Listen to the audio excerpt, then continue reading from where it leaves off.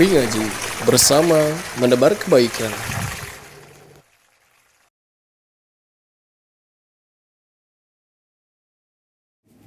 Assalamualaikum warahmatullahi wabarakatuh.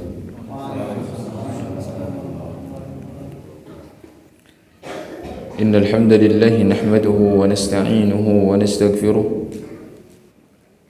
wa na'udzu billahi min shururi anfusina wa sayyiati a'malina. Man yahdihillahu fala mudilla lahu wa man yudlil fala hadiya lahu. Asyhadu an la ilaha illallah wahdahu la syarika lahu wa asyhadu anna Muhammadan 'abduhu wa rasuluhu sallallahu alaihi wa ala alihi wa ashabihi wa man walah wa la hawla wa la quwwata illa billah. Ya ayyuhalladzina amanu ittaqullaha haqqa tuqatih wa la tamutunna illa wa antum muslimun. يا أيها الناس اتقوا ربكم الذي خلقكم من نفس واحدة وخلق منها زوجها وبث منهما رجالا كثيرا ونساء واتقوا الله الذي تساءلون به والأرحام إن الله كان عليكم رقيبا. يا أيها الذين آمنوا اتقوا الله وقولوا قولا سديدا يصلح لكم أعمالكم ويغفر لكم ذنوبكم ومن يطع الله ورسوله فقد فاز فوزا عظيما. فإن أصدق الحديث كتاب الله وأحسن الهدى هدى محمد صلى الله عليه وسلم وشر الأمور محدثاتها فإن كل محدثة في الدين بدعة وكل بدعة ضلالة وكل ضلالة في النار. أما بعد. Hadirin ikhwan wa akhawat, a'azzani Allah wa iyyakum. Semoga Allah Subhanahu wa taala senantiasa memuliakan kita di dunia dan kelak di akhirat. Alhamdulillah, kita memuji dan memuja Allah pada kesempatan sore hari ini. Allah berikan kepada kita kemampuan, Allah berikan kepada kita kesehatan, Allah berikan nikmat-nikmat yang sangat banyak kepada kita agar kita menjadi orang-orang yang bersyukur kepadanya. Dan di antara cara kita mensyukuri nikmat tersebut selain dengan lisan, yang paling utama adalah kita mampu mensyukurinya melalui ketaatan-ketaatan yang kita lakukan, yang kita kerjakan terhadap perintah-perintah, baik itu adalah perintah-perintah yang sifatnya wajib ataupun perintah-perintah yang sifatnya anjuran. Semua itu dalam rangka mensyukuri nikmat. Nikmat sehat, nikmat waktu luang, maka kita isi dengan kegiatan-kegiatan yang bermanfaat, yang akan menambah keimanan kita, menambah ilmu kita, keyakinan kita. Utamanya adalah keyakinan kita terhadap akhirat, di mana akhirat adalah sesuatu yang pasti. Setiap kita pasti akan bertemu dengan negeri akhirat. Kemudian di antaranya adalah kita dengan mengkaji ayat-ayat Allah Subhanahu wa taala dalam rangka mensyukuri nikmat. Maka Pada kesempatan sore hari ini kita akan lanjutkan kembali pembahasan kita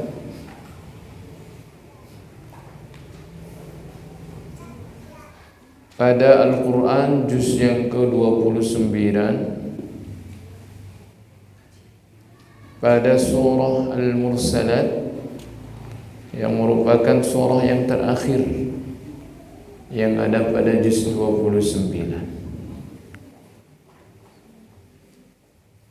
InsyaAllah kita akan baca terlebih dahulu seperti biasanya.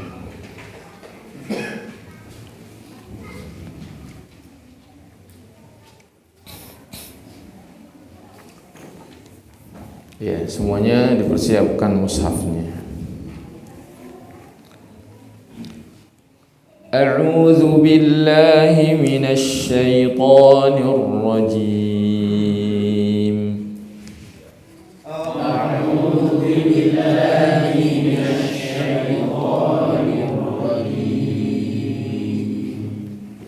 Bismillahirrahmanirrahim.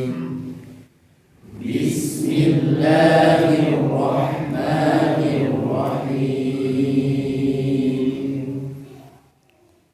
Wal mursalati 'urfa. Wal mursalati 'urfa. Fal 'asifati 'asfa. فالعاصفات عصفا والناشرات نشرا والناشرات نشرا فالفارقات فرقا فالفارقات فرقا فالملقيات ذكرا فالملقيات ذكرا عذرا أو نذرا عذرا أو نذرا إنما توعدون لواقع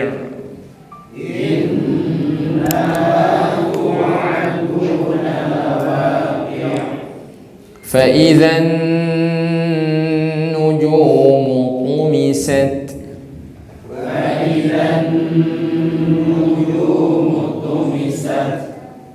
وإذا السماء فرجت وإذا السماء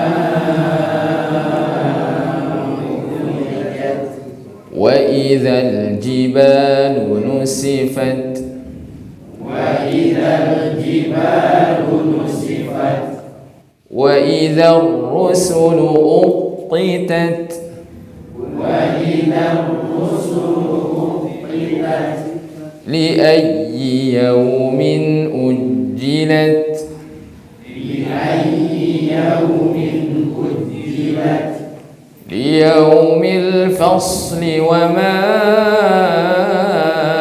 أدراك ما يوم الفصل ليوم الفصل وما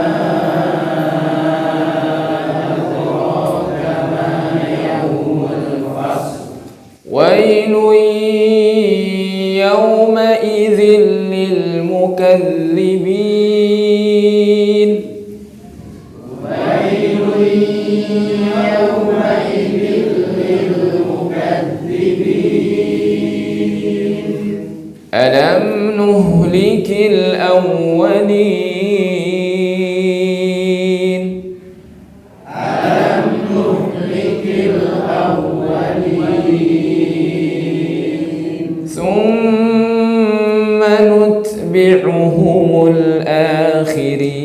الآخرين ثم نتبعهم الآخرين كذلك نفعل بالمجرمين كذلك نفعل بالمجرمين ويل يوم للمكذبين ويل يومئذ للمكذبين ألم نخلقكم من ماء مهين ألم نخلقكم من ماء مهين فجعلناه في قرار مكين فجعلناه في قرار مكين إلى قدر معلوم إلى قدر معلوم فقدرنا فنعم القادرون فقدرنا فنعم القادرون ويل يومئذ للمكذبين ويل يومئذ للمكذبين ألم نجعل الأرض كفاتا ألم نجعل الأرض كفاتا أحياء وأمواتا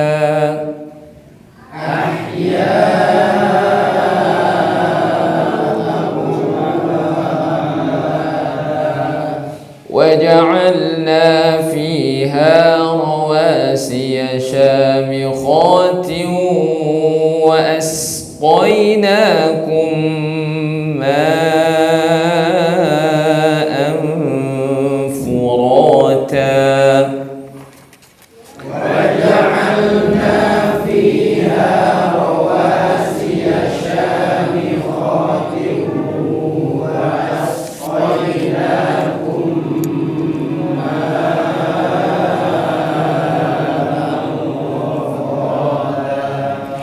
ويل يومئذ للمكذبين ويل يومئذ للمكذبين. Nah, kita cukupkan dulu sampai di sana bacaannya. Surah Al-Mursalat yang merupakan surah terakhir pada juz 29, dan surah ini termasuk ke dalam surah Tiwal Al-Mufassal. Jadi ada yang dinamakan dengan As-Suwar Al-Mufassalah. Dinamakan Al-Mufassal karena surah-surah tersebut banyak dipisah oleh basmalah. Dari mana itu? Dari surah apa?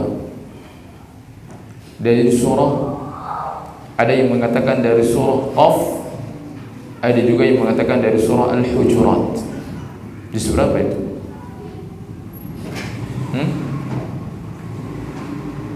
Juz 2, taruh 26 dan 27 lah. Ya, permulaan 27, akhir dari 26. Jadi surah-surah yang banyak basmalahnya. Maksudnya karena surah-surah tersebut ya, dari surah ke seterusnya lagi itu adalah ya dijeda dengan banyak basmalah.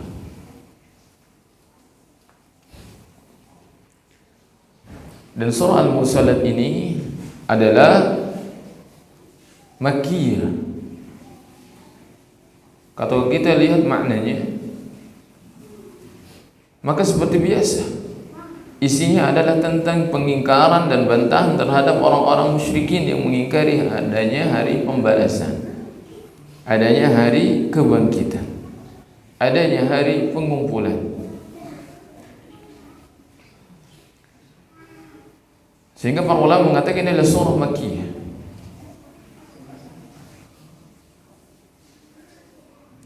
Meskipun ada satu ayat, yaitu ayat yang ke-48, Allah berfirman, wa idza qila lahum irka'u la yarka'un. Perintah tentang ruku'. Dan ruku' itu kan bagian dari ibadah, ya, dari ibadah. Dan ayat-ayat yang berkaitan dengan ibadah itu notabene-nya berada di surah apa? Madaniyah, setelah Nabi hijrah ke Madinah. Namun demikian para ulama mengatakan tetap ayat itu pun juga termasuk Makkiyah, karena perintah ruku' tersebut itu bisa diartikan juga dengan perintah untuk masuk ke dalam Islam. Karena tidaklah seseorang melakukan ruku' kecuali dia adalah seorang muslim. Dan ini juga sama pada ayat-ayat yang lainnya. Demikian juga ada ayat-ayat yang secara zahirnya menceritakan tentang ibadah, namun hal tersebut itu adalah tentang perintah agar masuk ke dalam Islam. Dan perintah masuk ke dalam Islam itu adalah dakwahnya Nabi. Di awal-awal beliau diutus di tengah-tengah kaum musyrikin.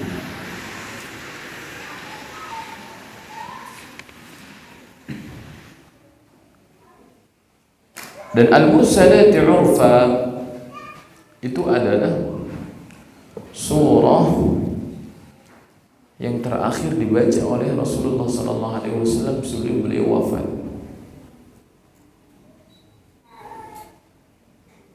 Surat terakhir yang beliau baca sebelum beliau wafat, karena beliau itu terakhir mengimami para sahabat itu. Di antaranya adalah pada salatul maghrib. Pada salatul jahar beliau membaca surah Al-Mursalat. Padahal biasanya beliau itu tidak pernah membaca surah-surah tiwal al-mufassal. Sudah saya katakan tadi bahwasanya Al-Mursalat ini termasuk tiwal al-mufassal. Jadi ada yang tiwal, ada yang panjang, ada yang awsat, ada yang qisar. Ada yang panjang, ada yang pertengahan, ada yang pendek-pendek. Biasanya beliau itu kalau mengimami salat maghrib itu pakainya qasar. Dari mana? Dari surah Al-Duha sampai surah An-Nas. Dan surah-surah tiwal itu beliau baca pada salat subuh biasanya. Namun pada saat itu beliau membaca surah Al-Mursalat. Seolah-olah ini adalah hari-hari terakhir, detik-detik terakhir beliau mengimami para sahabatnya, sehingga beliau pun agak lama ketika mengimami para sahabat pada salat maghrib, dan itu salat terakhir jahar beliau itu. Dan surah Al-Mursalat ini sebagaimana dikatakan oleh Ibnu Mas'ud, beliau berkata, nazalat wal mursalati 'urfa 'ala Nabi sallallahu alaihi wasallam lailatal jin. Al-Mursalatil 'urfa turun kepada Nabi sallallahu alaihi wasallam di malam jin. Ini ada istilah malam jin. Apa yang dimaksud dengan Lailatul Jin? Malam jin itu menjadi istilah yang ma'ruf di kalangan para sahabat, karena pada saat para sahabat bersama Rasulullah SAW mereka kehilangan beliau. Kemana beliau? Ternyata beliau didatangi oleh para jin yang meminta beliau sallallahu alaihi wasallam untuk berdakwah kepada kaumnya. Kemudian Rasulullah mengiyakan dan pergi menemui bangsa jin, berdakwah kepada mereka. Kemudian para sahabat mencari-cari beliau. Nah, di malam itulah surah Al-Mursalat ini turun kepada beliau sallallahu alaihi wasallam. Wa nahnu ma'ahu nasir. Dan kita sedang jalan bareng dengan beliau sallallahu alaihi wasallam hatta awayna ila gharin bimina fanazalat, sampai kita berlindung berteduh di salah satu gua di Mina. Fanazalat, kemudian turunlah ayat ini. Fabayna nahnu natalaqaha minhu. Kemudian ketika surah itu turun kepada Rasulullah, langsung beliau itu membuka majlis, membuka halaqah dan mengajarkan surah itu kepada para sahabat. Dan ketika kami bertalaqi, belajar kepada Rasulullah tentang surah Al-Mursalat itu, wa inna fa'ul aradun biha id wasabat hayyatun. Ya, belum lama kami bertalaqi surah Al-Mursalat, ini diungkapkan wa inna fa'ul aradun, artinya lisan beliau saja masih basah gitu, baru saja id wasabat hayyah, tiba-tiba ada ular. Fawasabna 'alaiha inabtulaha fadhahabat. Nah, kemudian kami pergi memburunya, memburu untuk membunuhnya. Fadhahabat, tapi ular itu kabur. Faqala Nabi sallallahu alaihi wasallam, "Utitum syarraha," kalian telah selamat dari keburukannya, dari keburukan ular tersebut, kama wutiyat syarrakum, sebagaimana ular tersebut selamat dari keburukan kalian. Nah,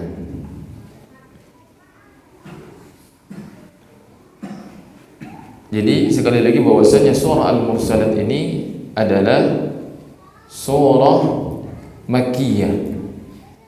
Semuanya turun di Makkah. Semuanya turun sebelum beliau hijrah ke Madinah. Dan Al-Mursalat urfa, kalimat urfa, karena memang tidak ditemukan kalimat urfa ini kecuali dalam surah Al-Mursalat, maka surah Al-Mursalat juga itu dinamai dengan surah urfa. Karena memang penamaan surah itu kadang-kadang para ulama menamakannya dengan sesuatu yang tidak didapatkan pada surah yang lainnya, maka surah itu dinamai dengan surah tersebut. Nah,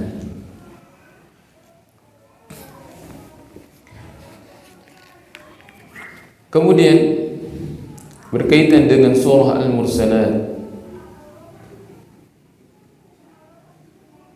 ada diriwayatkan dari Ibnu Abbas, beliau berkata, qara'tu surata wal mursalati urfa. Aku sedang membaca surah Al-Mursalat. Fasami'atni Ummul Fadl imra'atul Abbas.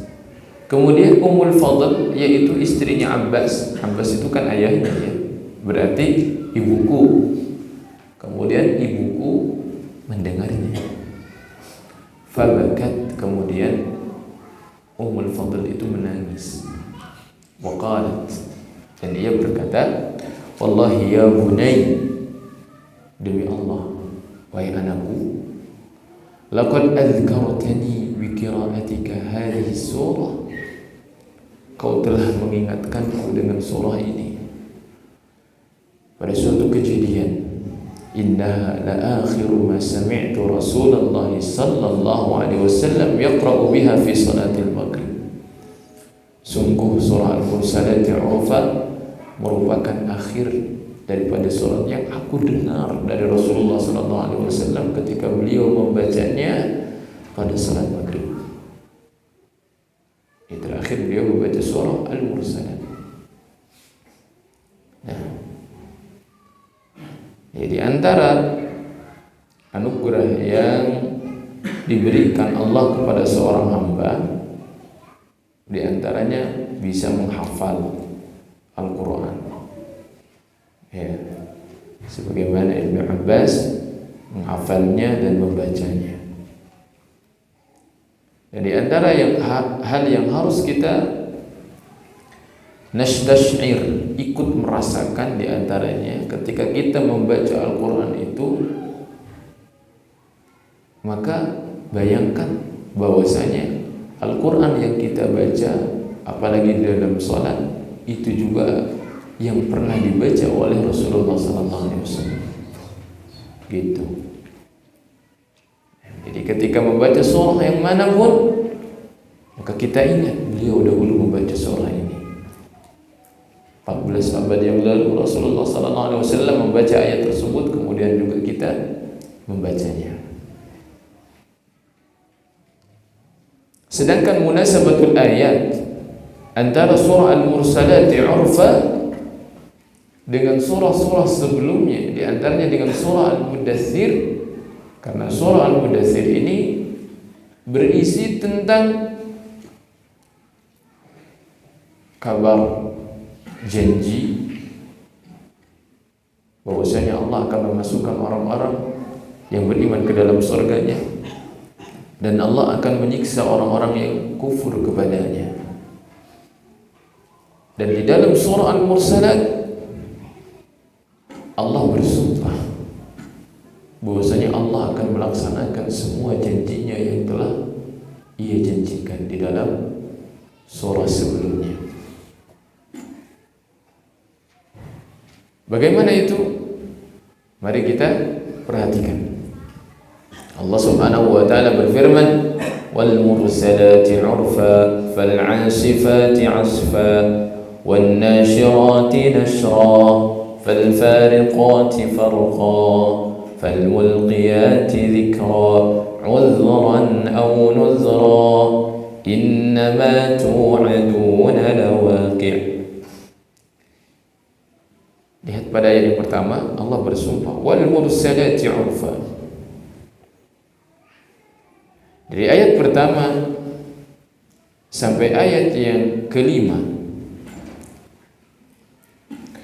ini para ulama berselisih tentang siapakah al-mursalat, atau apa itu al-mursalat, apa itu al-asifat, apa itu an-nashirat, apa itu al-fariqat, dan apa itu al-mulqiyat.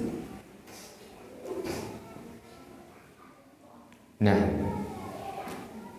ada 3 penafsiran berkaitan dengan ayat-ayat ini. Ada yang menafsirkan dari awal bahwasanya al-mursalati urfa itu sampai 5 ayat itu adalah berkaitan dengan angin, salah satu makhluk Allah Subhanahu wa ta'ala.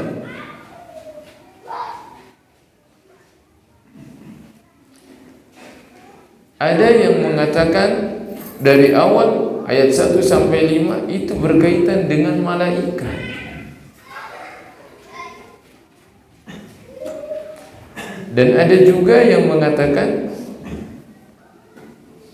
dan ini pendapat yang pertengahan, membagi 5 ayat tersebut, 2 ayat berkaitan dengan angin, 3 ayat berkaitan dengan malaikat, sebagaimana yang ditafsirkan oleh Ibnu Ashur dalam kitabnya At-Tahrir wa Tanwir. Allah berfirman, "Wal mursalati 'urfa." Kalau kita pakai metode yang ketiga, berarti 2 ayat ini, yang pertama berkaitan dengan angin, wal mursalati 'urfa, demi angin yang diutus untuk membawa kebaikan. Mursal atau mursal, arsala yursilu, mengirim. Mursil yang mengirim, mursal yang dikirim, yang diutus. Makanya risalah itu kan surat ya, karena dikirim. Wal mursalati 'urfa, demi angin yang diutus untuk membawa kebaikan. Urfa, Dan di sini urfa itu berasal dari kata, atau dalam bahasa Arab urfa itu adalah rambut yang berada di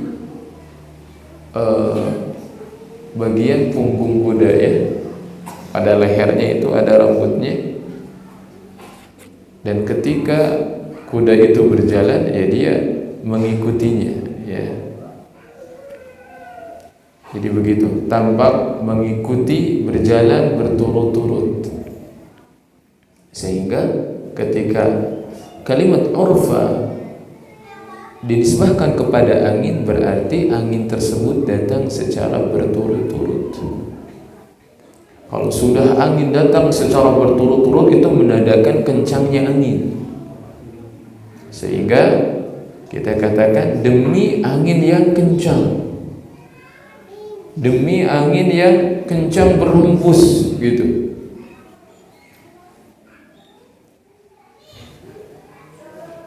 Untuk apa angin datang?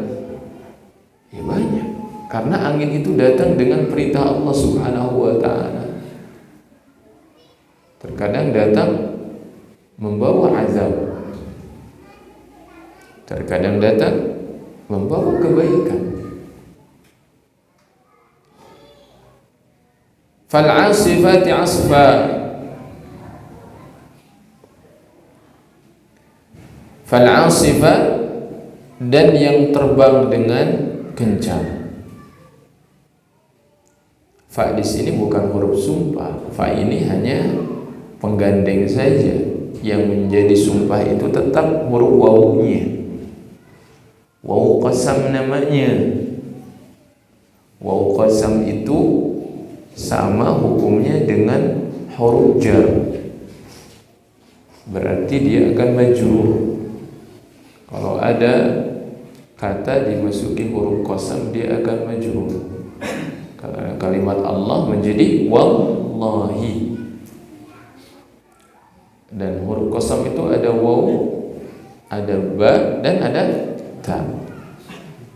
Dan masing-masing ada penggunaannya. Kalau belajar dalam usul fi tafsir, kita akan bertemu dengan pembahasan qasam. Bagaimana sumpah itu? Itu ada pembahasannya. Baik. Kemudian Allah berfirman, "Wan nasyirati nashra." Nah, baru ini kalau kita mengambil pendapat yang ketiga tadi, dari ayat ketiga sampai ayat kelima berkaitan dengan malaikat, maka yang dimaksud dengan wan nasyirati nashra adalah demi malaikat-malaikat yang menyebarkan rahmat Allah dengan seluas-luasnya. Wan nasyirati nashra.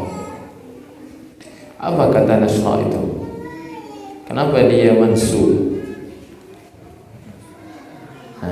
Sebagai penguat ya, sebagai penguat, atau sebagai maf'ul. Maf'ulnya maf'ul apa?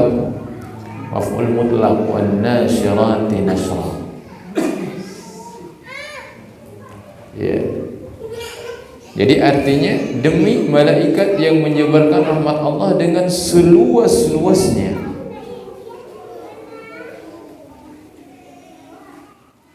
Dan kalimat an-nashr ini lawan dari kata at-tayy.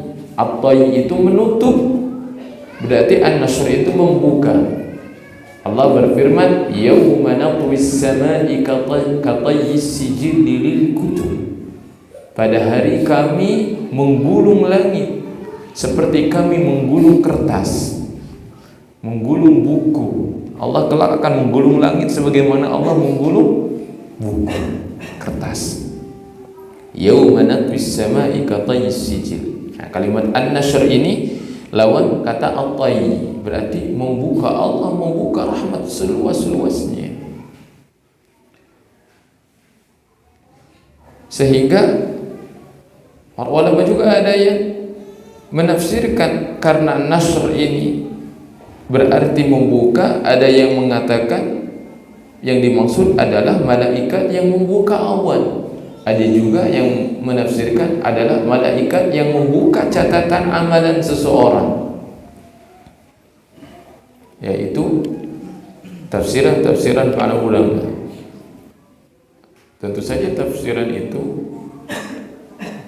harus bersumberkan, diantaranya adalah al-lughah, adalah bahasa, asal katanya. Karena seseorang itu tidak sembarangan dalam menafsirkan Al-Quran. Ada syarat-syarat untuk bisa menafsirkan Al-Quran, diantaranya an yakuna mulimman bil lughatil arabiyyah, hendaknya dia menguasai bahasa Arab. Adapun firman Allah fal fariqati farqa, al fariq, mana kata fariq? Farraqa, yufarriqu, apa itu? Membedakan, memisahkan.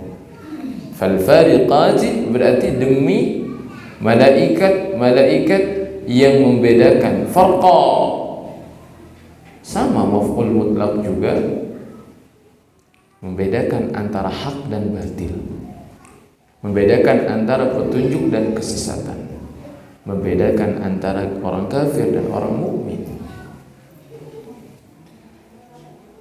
Nah, berikutnya ayat yang kelima, fal mulqiyati dzikra, malaikat, demi malaikat yang menyampaikan peringatan. Alqa yulqi itu kan menyampaikan.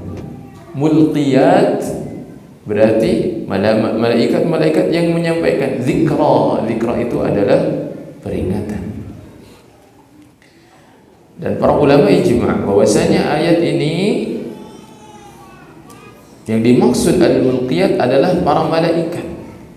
Karena ayat setelahnya berbunyi zikra, peringatan. Sehingga kalau ditafsirkan kepada selain malaikat, misalkan angin itu kan kalau diistilahkan ya benda mati gitu ya. Angin itu, karena yang bisa menyampaikan peringatan itu sesuatu yang hidup, diantaranya adalah para malaikat, menyampaikan wahyu, menyampaikan Al-Quran. Namun demikian para ulama yang menafsirkan kalau ayat 1 sampai ayat 5 itu berkaitan dengan angin, mereka mengatakan angin pun bisa membawa peringatan. Ketika dia datang kepada orang-orang yang buruk, orang-orang yang jahat, membawa siksa dari Allah, itu menjadi peringatan bagi mereka. Begitu. Tetapi insya Allah yang lebih tepat adalah ditafsirkan dengan para malaikat. Fal mulkiyati dzikra, dan demi para malaikat yang datang membawa peringatan. Apa itu? Di antaranya Jibril alaihissalam membawa wahyu, membawa Al-Quran. Uzran aw nuzra, dan fungsi daripada peringatan tersebut, fungsi daripada Al-Quran adalah uzra aw nuzra, untuk menghapus, untuk mencabut uzur, alasan dari manusia, dan sebagai nuzra, pembawa peringatan. Artinya orang-orang yang telah sampai wahyu kepada mereka, peringatan kepada mereka, baik Quran dan hadisnya, telah dia dengar, namun dia tetap bermaksiat kepada Allah, tidak mendengar hal tersebut, maka kelak tatkala berdiri di hadapan Allah Subhanahu wa taala di hari persidangan, maka orang tersebut tidak akan memiliki alasan, tidak akan mampu beralasan kenapa meninggalkan peringatan tersebut, mengapa mengabaikan alasan tersebut. Artinya untuk menegakkan hujjah kepada manusia peringatan itu. Kemudian ayat berikutnya Allah berfirman, innama tu'aduna lawaqi', sungguh apa yang dijanjikan kepada kalian itu lawaqi'. Lam di sini adalah lam taukid. Berarti gimana? Waqa'a itu apa? Artinya terjadi. Lawaqi' berarti betul-betul akan terjadi. Apa yang Allah janjikan? Yang Allah janjikan adalah hal-hal yang diingkari oleh orang-orang musyrikin. Di antaranya adalah terjadinya hari kiamat, tiupan sangkakala, mereka akan dibangkitkan, mereka akan disidang, mereka akan dibawa imma ila jannah wa imma ila nar. Manusia itu akan dikumpulkan, akan dibangkitkan, akan disidang oleh Allah, kemudian ada yang ke surga dan ada yang ke neraka.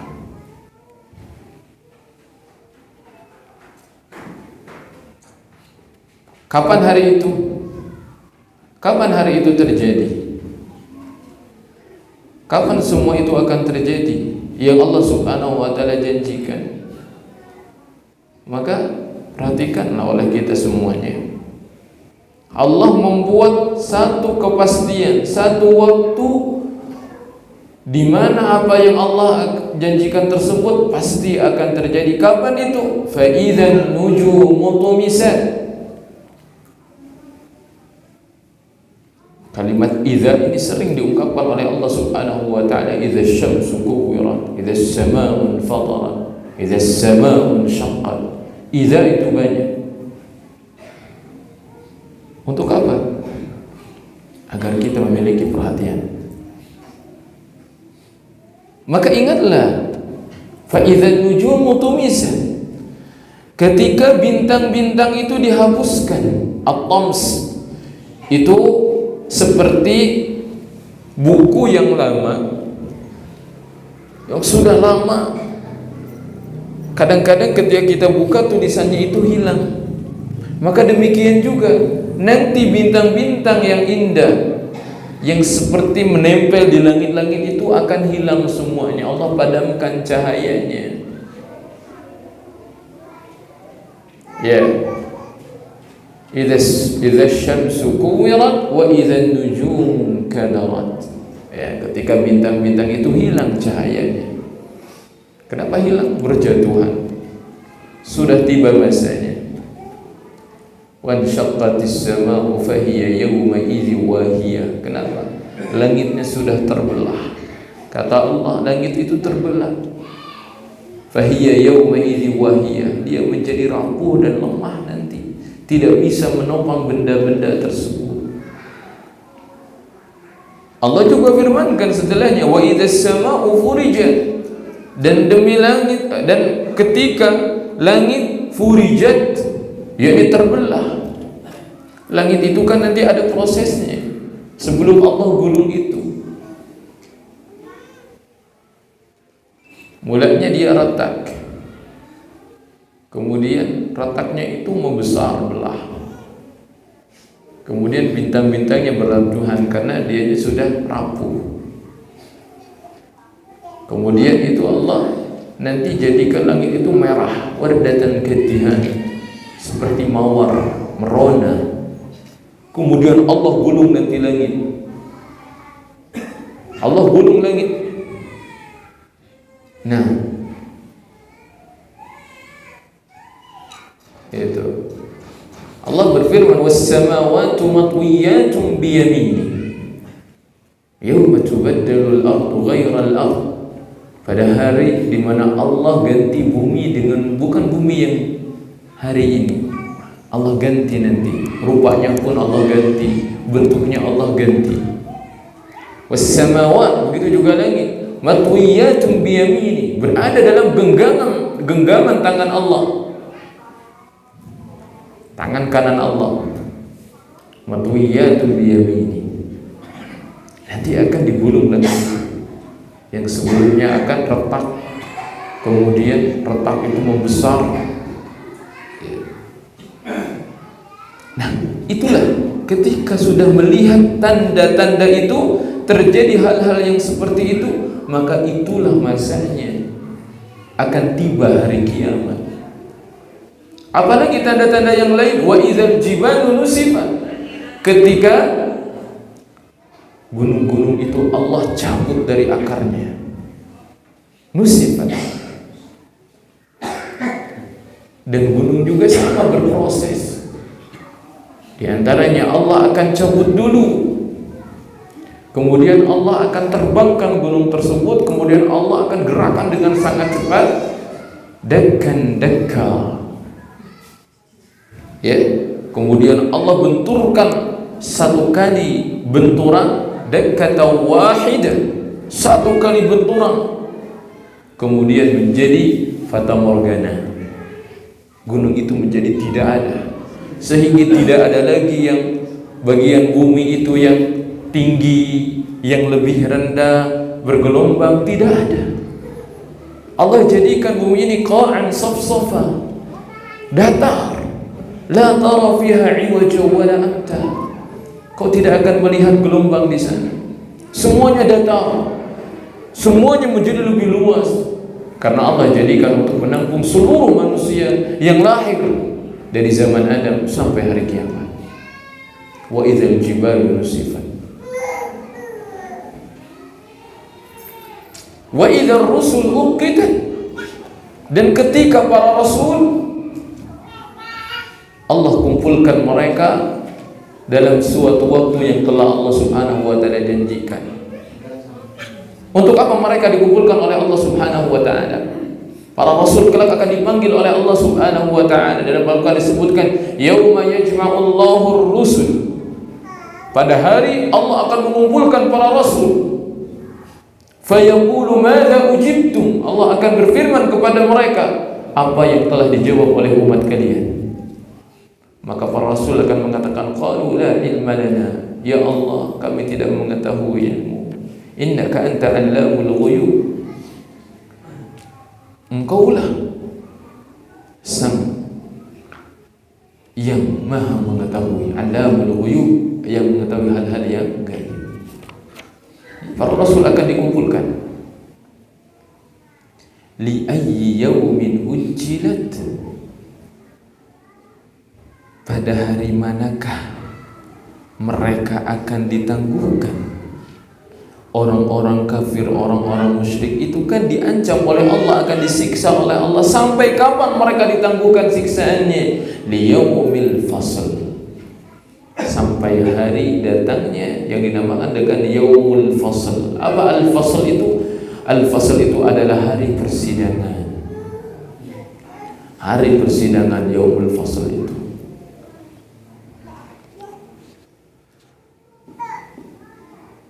Bahkan Allah bertanya, liyaumil fasli wa ma adraka ma yaumul fasl. Tahu enggak kalian apa itu yaumul fasl? Allah bertanya ini, bukan Allah tidak tahu. Kalau sudah ada pertanyaan seperti ini, itu menandakan hari tersebut berat. Sebagaimana ketika kita mengulang satu pertanyaan kepada lawan bicara kita, mempertanyakan sesuatu yang telah kita ketahui, maka artinya sesuatu itu adalah hari yang berat gitu. Hari yang kau harus persiapkan. Tahu gak kamu apa itu yaumul fasl, kata Allah. Dalam sebuah riwayat disebutkan, idza husyiran nasu yaumal qiyamah, apabila manusia dikumpulkan kelak hari kiamah, qamu arba'in, mereka akan berdiri selama 40. Dan 40 di sini bisa 40 hari, bisa 40 tahun. Ala ru'usihimus syams, ala ru'usihimus syams, di atas kepala mereka itu ada matahari. Syakhisatan absaruhum, kepala mereka mengangkat, ya.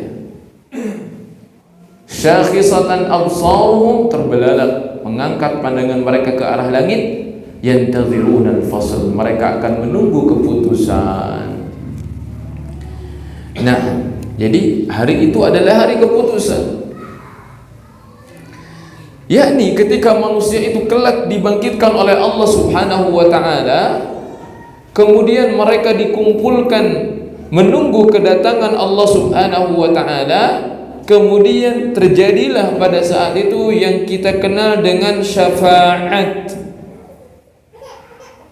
Syafaat, yaitu manusia pada saat itu didiamkan oleh Allah Subhanahu wa taala sangat lama sekali.